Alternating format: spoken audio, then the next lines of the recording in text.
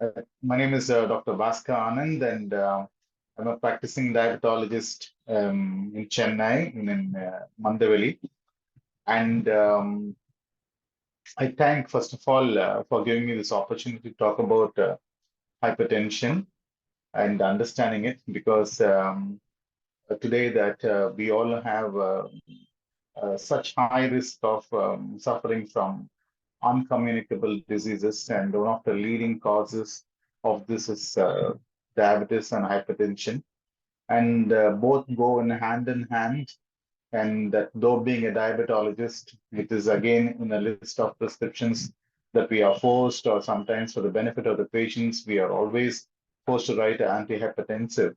So this would be a good topic to talk about, not only to for the people in general, but more so for practicing physicians, and also to the other people in the medical field.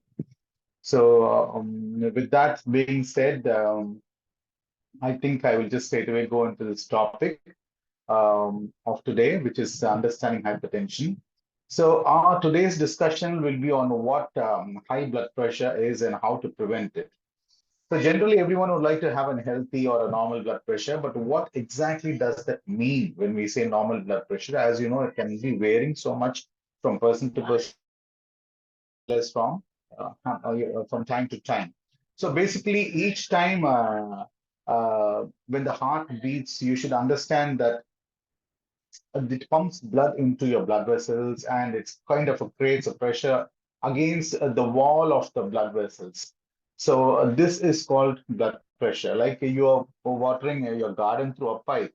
When the water tap is open, you will know that there is some kind of pressure that is felt in your hand because of the flow of water. So similarly on high pressure. Similarly, when the blood is flowing through the walls of the blood vessels, or what in lay terms we call it tubes. So there is a kind of pressure that is exerted on the walls of the blood vessels, and that is called blood pressure. And this is again basically to restate say that that's basically because of the heart's pump, which works in that way. So normally in a healthy person, it can rise and fall throughout the day, but when blood pressure remains high for a longer time and if left untreated, it can give rise to serious health complications, as we all know. In general, persistent increase in blood pressure higher than normal blood pressure is known as hypertension, or in general layman terms, we just call blood pressure. High blood pressure usually develops over time, and it can happen because of unhealthy lifestyle choices. For example, not having enough regular physical activity, obesity could play a role, and smoking, high alcohol consumption, and the most other thing which is very common in today's life is stress. There are other risk factors also that can also increase the risk of developing hypertension, such as age. As people get older, remember the arteries increases, the arteries can stiffen up and also become narrow, and thereby due to accumulation of excess fat lipids in the circulation, this can happen. Also, family history of blood pressure. This also play a major role. That if any one of our more of a close family members, which could be from a paternal or maternal side, or for parents by itself, this can also give rise to a hypertension in the younger ones or the siblings. Excess salt intake is also known to raise blood pressure, and also not eating enough foods with the potassium, which is more so in the fruits and vegetables, can also increase the risk of blood pressure, and thereby causing increased risk of stroke and chronic kidney disease. Eating processed foods and fatty foods also increases the trans fats of the body and make the heart work harder to push the blood throughout the body. Hence, blood pressure is always on the rise, and on the other hand, even lack of physical activity, which is linked to obesity and further increase in the risk of high blood pressure. Another one stress is that reacting to stress in unhealthy ways or not managing stress through yoga or meditation also ups the ante against the blood pressure. Moving on from here, hypertension does not have any obvious signs and symptoms, as you all would be aware. That is why it's often called a silent killer, and it puts people at risk of several diseases such as cardiovascular problems, and also the kidney failure, stroke, and also even to more importantly, eye damage, and thereby causing blindness. Hence, early and accurate diagnosis is very important in the management of hypertension. And how is the way to manage this, to go further? Well, the only way to measuring the blood pressure is to know whether, which tells us whether the person is having high blood pressure or not. So there is no other way than to, and the best and simple way is to check the blood pressure. So generally, when symptoms do occur, they include like morning headaches or tiredness, vision changes, a kind of buzz in the ears, fatigue, nausea, or vomiting. So if person is experiencing any of these symptoms, they should definitely get checked for their blood pressure. So fortunately, unlike many other diseases of mankind, blood pressure can be very easily diagnosed. That is something we need to be fortunate about, because just walking into a doctor's clinic or even by yourself, now that it's so easily available online, the BP monitors or machines, electronic, it is very easy to diagnose or at least screen yourself for blood pressures if you know the values. So this has to be taught to our patients. So it is usually measured with an instrument called the sphygmomanometer. Blood pressure is recorded in two numbers called the systolic and the diastolic. And now let's try and understand what to do with these numbers or what do they actually mean. A healthy or a normal blood pressure should be lower than 120 by 80, also said that 120 by 80. Here, the upper number indicates a systolic blood pressure, which actually means the pressure in the blood vessels with the heart contracts, whereas the lower number indicates diastolic blood pressure, which means again when the blood vessels of the heart relaxes, or in between the two contractions is called the diastole. If blood pressure level is more than 140 or 90, by 90, then the person is said to be having hypertension. And if a person has BP levels higher than this, then he or she may be at risk of developing serious heart disease and many other complications. So this risk can be prevented and reduced by taking certain simple steps to have a healthy lifestyle, which includes some of the following, such as a regular exercise, a very healthy diet, which includes more of vegetables and fruits, and then quit smoking if the person is a smoker. So besides this, they can also, as I told you earlier, now many of my patients, and also that everybody knows that there is a home monitor for BP, that you can advise them to simply regularly monitor their blood pressure. And besides all that, last but not the least, stress management, also adhering to what your physician says. So adherence to medication is the most important besides stress management. If blood pressure is successfully controlled with such lifestyle medications, then it might avoid or at least delay or reduce the need for further medication. So let's look at the strategies one by one. So now talking about regular exercise, physical activity, exercise can be done, can be avoided. So what to say? So many of our patients or in general, people don't want to take medications, right? So it can be a drug-free approach to reduce blood pressure. So regular physical activity makes a person's heart very stronger, and if one have a strong and healthy heart, it can pump more blood, of course, but with less effort. So if the heart has less work to pump, then the force on the blood vessel also will be lower, and thereby that lowers the blood pressure.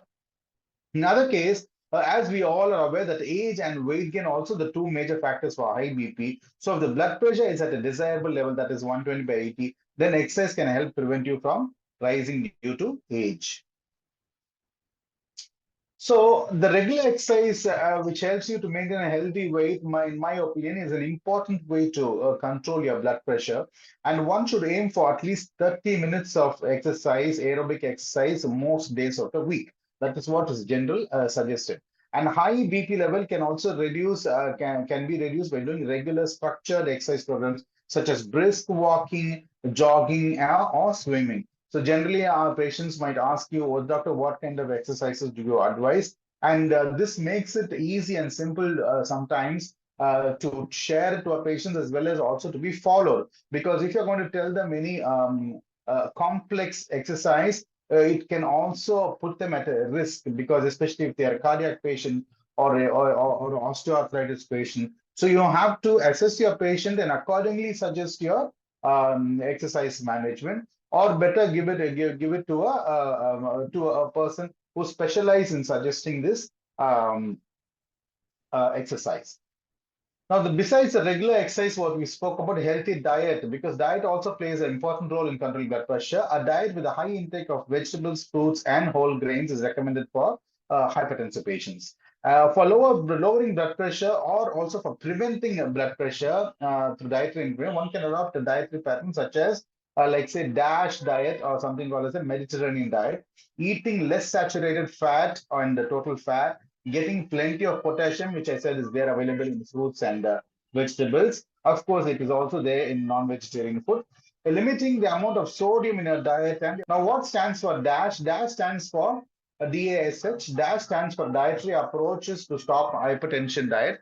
So, eating a DASH diet that is rich in whole grains, fruits, vegetables, and low-fat dairy products, which is now available even in our country, where if you go to the malls and whatever shopping markets you do, you can find out on the back of it if you're quite knowledgeable. It gives a description about how much of fat is there in the dairy products. So try to be a little bit choosy and have more knowledge as to choose low fat dairy products. And on skims on saturated fat and cholesterol can also lower one's blood pressure. By 11 millimeters of mercury, which is quite good, which usually gets a very good control.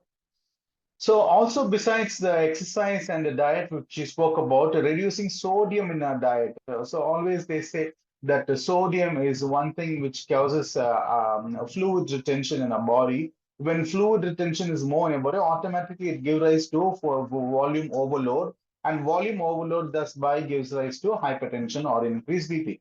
So even if a small reduction in the sodium in the diet can improve the heart health and reduce blood pressure by up to 5 to 6, like how they suggested that exercise can bring down your BP by 11 millimeters. By cutting down a portion of sodium in your diet, it can reduce by another 5 to 6 millimeters. So to decrease sodium in your diet, you can also consider the following tips. Like for example, read the food labels, which I told you for earlier. Choose low sodium alternatives of the foods that you buy or beverages that you buy. Also, try to eat fewer processed foods, because most of the processed foods they're going to have added sodium. So only a small amount of sodium occurs naturally in foods. So most sodium is added during the processing of the food. And so you can better eat natural foods, and also try to not add salt in your diet. Just one level of teaspoon of salt, which has 2000 milligrams, 2300 milligrams of sodium is enough. So avoid adding salt to food. Use herbs or spices to add flavor to your food instead of adding more salt. We all know that salt adds flavor to the food, but remember, one teaspoon has close to 2,300 milligrams. So instead of that, they are suggesting that you can add more of other herbs and spices, which can make your food very delicious. So smoking is another, again, a very important cause as far as we are concerned. That many researchers have proven that smoking just gives rise to hypertension. And so stop smoking immediately. If you're hypertensive, please advise your patients to quit smoking immediately, and it's not that going to be difficult, provided they control themselves for the next few days. So stop smoking helps your blood pressure return to normal, and quitting smoking can effectively reduce the risk of your heart disease and thereby improve your overall health. Regular blood pressure monitoring. Some of the hypertension patients check their blood pressure only by visiting doctors, but it is not always possible for them to visit doctors and check their blood pressure on a regular basis. Hence, you have to advise your patients for self-monitoring of blood pressure levels, like how we ask our patients to check their sugar levels. So self-monitoring makes a patient actually very conscious once they get into the habit. So self-monitoring helps for a person to measure blood pressure at different times throughout the day, and also for a longer period of time. It also helps the doctor to understand the complete picture of a person's blood pressure at different times that were taken, and further helps us in the better prediction of cardiovascular morbidity and mortality rather than the single value. And the routine blood pressure measures that occur during a once in a way clinical visit. So home monitoring is very well helps the treating physician also to adjust his medication so that he understands the day-to-day pattern of his patient's blood pressure levels. Now, the stress management, by learning how to relax and manage stress, one can improve the emotional and physical health and also lower high blood pressure.